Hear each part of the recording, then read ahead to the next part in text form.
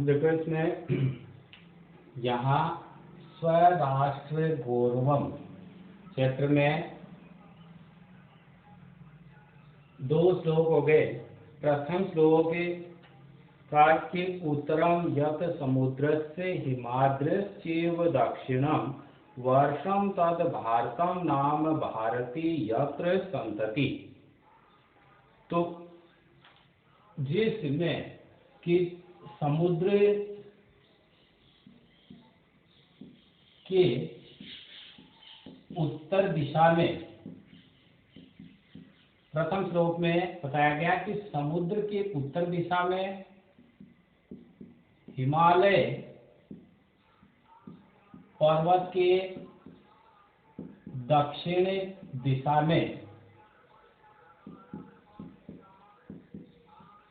कि समुद्र से उत्तर दिशा और हिमालय पर्वत से दक्षिण दिशा के बीच में जो भूभाग है, समुद्र और हिमालय के बीच में या समुद्र से उत्तर में और हिमालय के दक्षिण में जो भूभाग है, उस भूभाग को और जो सरस्वती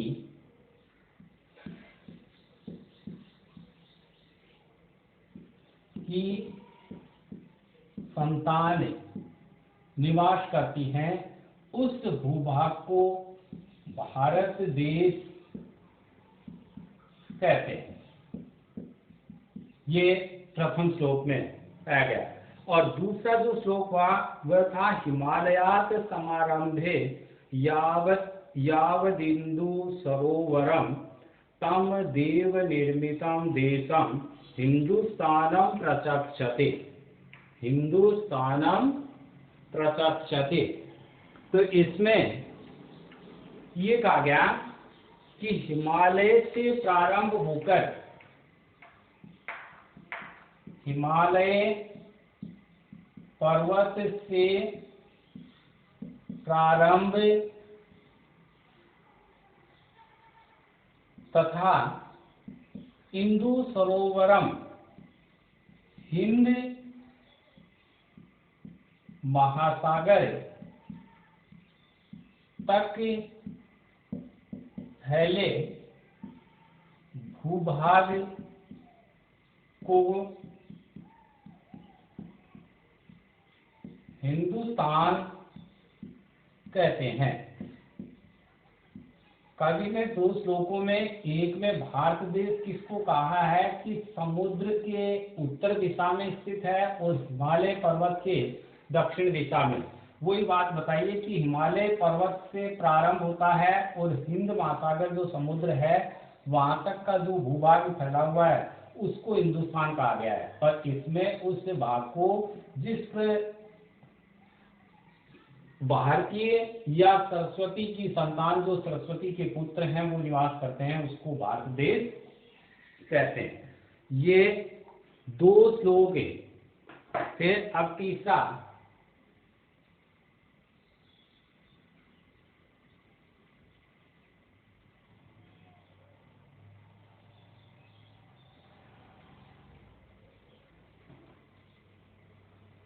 तीन नंबर श्लोक में गायन्ति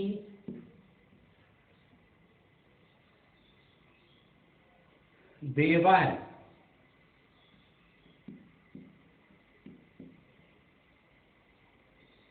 किल गीतकानि। किल गीतकानि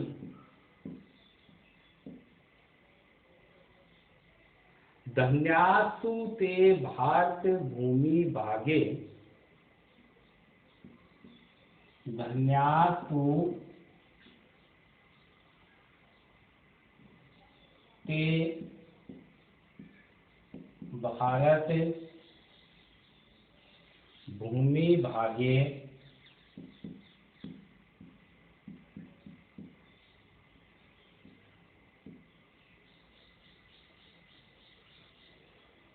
स्वर्गाप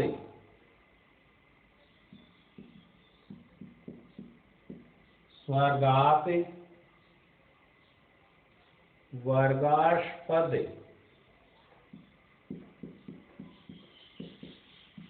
वर्गाश्पद मार्ग भूते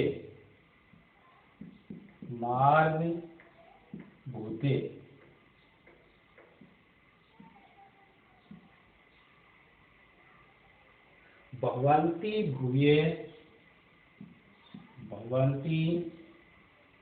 भूये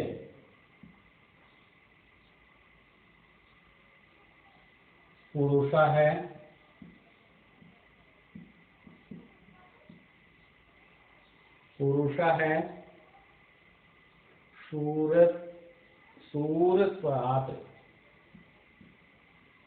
शूरत्वात् भवन्ति भूये पुरुषा शूरत्वात्। अब इसमें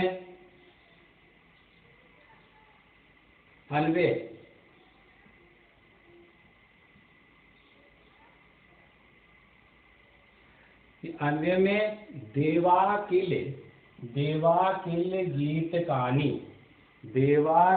गीतकानि गायन्ति क्रिया अंत आ जाएगी। तो देवाकिल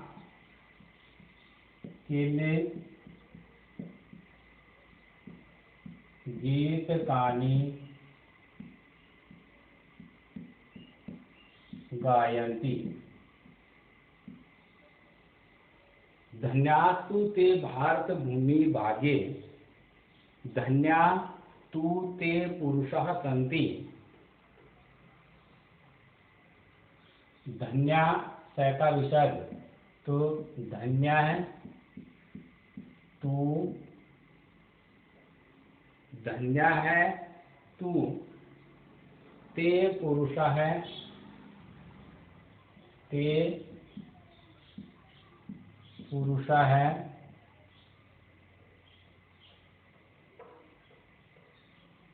शांति।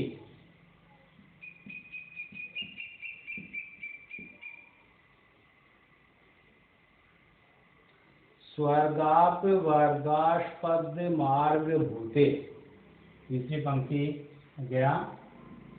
स्वर्गाप वर्गास्पद मार्ग भूते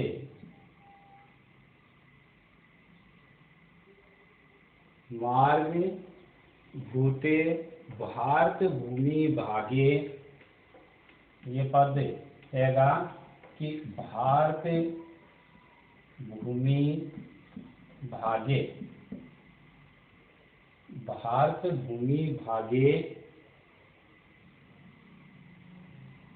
शूरत्वात् भूये भवन्ति। में शूरत्वात्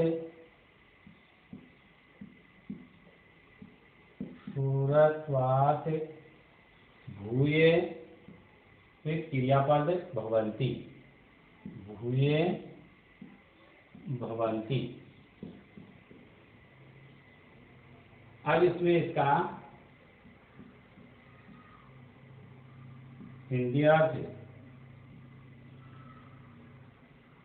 देवाकिल गीतकानि गायन्ति।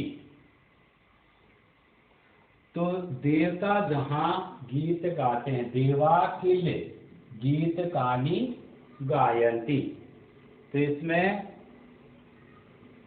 कि देवता जहां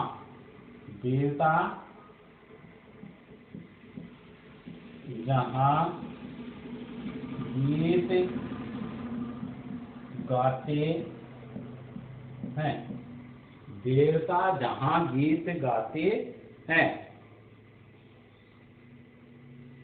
धन्या तु ते पुरुषा सन्ति, कि वे मनुष्य धन्य हैं।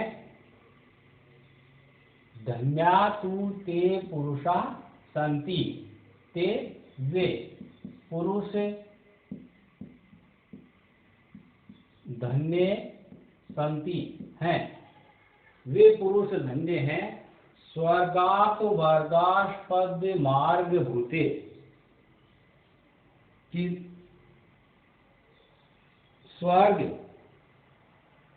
कि स्वर्ग और मोक्ष की प्राप्ति का मार्ग स्वरूप, कि जो स्वर्ग और मोक्ष की प्राप्ति, जो स्वर्ग और मोक्ष की प्राप्ति, जो स्वर्ग और मोक्ष की प्राप्ति मोक्ष की प्राप्ति का मार्ग स्वरूप, मार्ग स्वरूप, मार्ग भूते मार्ग स्वरूप, स्वर्ग और मोक्ष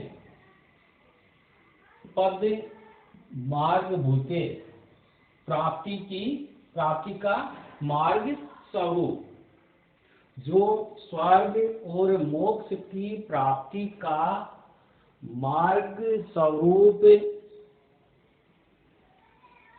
मार्ग स्वरूप भारत देश में, भारत भूमि भागे, भारत देश में सूरत्वात् भूये भवन्ति, देवता सूरत्वात् देवता रूप से अथवा स्वर्ग से भी आकर भारत देश में देवता रूप से अथवा स्वर्ग से भी आकर, स्वर्ग से भी आकर पुनः उत्पन्न होते हैं। भूये, भूये का अर्थ होता है पुनः, सूरत्वात् देवता भी, तो देवता भी या स्वर्ग से भी आकर पुनः उत्पन्न होते हैं। कि देवता जहाँ गीत गाते हैं, भारत भूमि के विषय में कवि ने कहा है कि जहाँ पर देवता गीत गाते हैं, कि देवा किल गायंती गीतकानी धन्या तु ते पुरुषा संति, कि वे पुरुष धन्य हैं जो स्वर्गाप वर्गास्पद मार्ग भूते, जो स्वर्ग और मोक्ष की प्राप्ति का मार्ग स्वरूप भारत देश में, जो ये भारत भूमि स्वर्ग प्राप्त करने वाली, मोक्ष प्रदान करने वाली है, उस भारत देश में देवता रूप से अथवा स्वर्ग से आकर पुनः उत्पन्न होते हैं। ये कवि ने तीसरे श्लोक में कहा है। अब देखो चौथा श्लोक।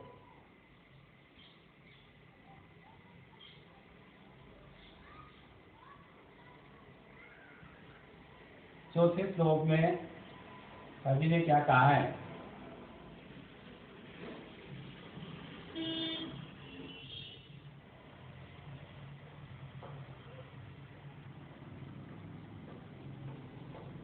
संप्राप्ते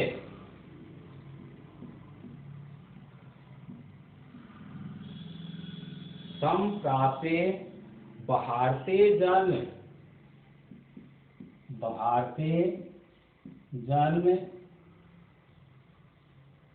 शत कर्मसु परांग मुख, शत कर्मसु परांग परांग मुख, परांग मुख मुख संप्राप्ते बहारते जन्म शत कर्मसु परांग मुख है, पीयूष कलशम, पीयूष कलशम हित्वा विष, हित्वा विष भाण्डमुपाश्रित, विष भाण्ड,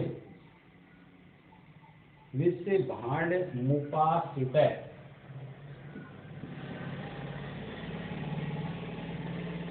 मुपाश्रित संप्राप्ते भारते जन्म सत्कर्मसु परांग मुख है पीयूष कलशम हित्वा विष भाण्ड मुपाश्रित। अब इसका अन्वय,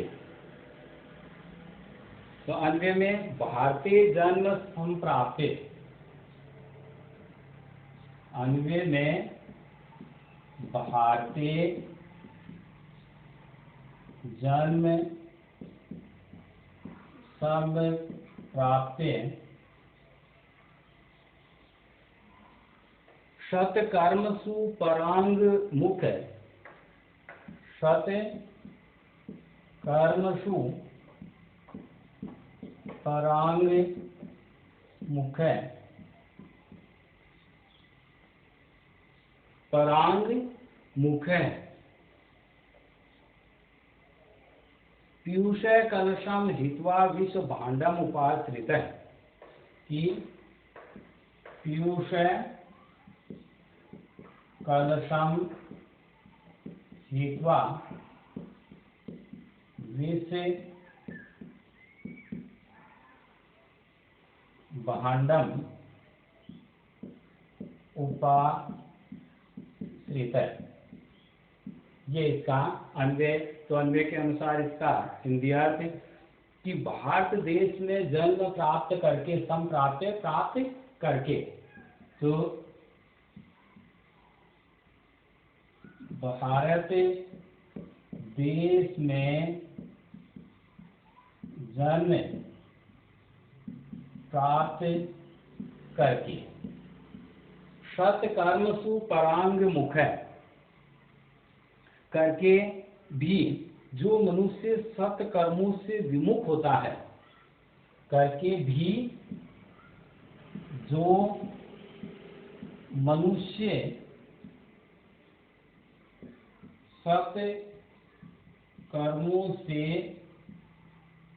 विमुख होता है,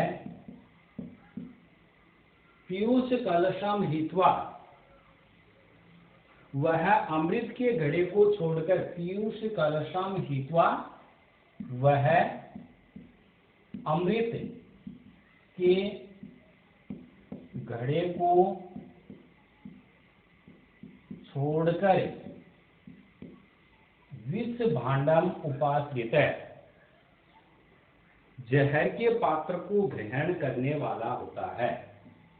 जहर के विष भाण्डम, जहर का पात्र, तो जहर के पात्र को उपाश्रित है ग्रहण करना, तो ग्रहण करने वाला होता है। ये इसका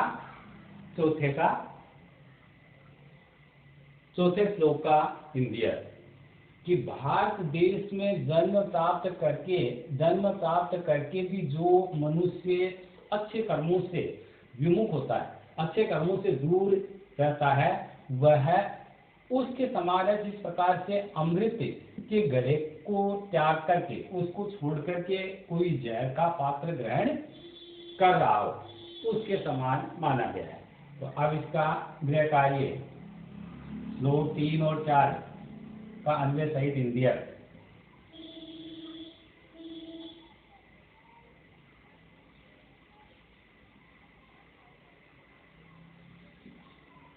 श्लोकों के 3 व 4 का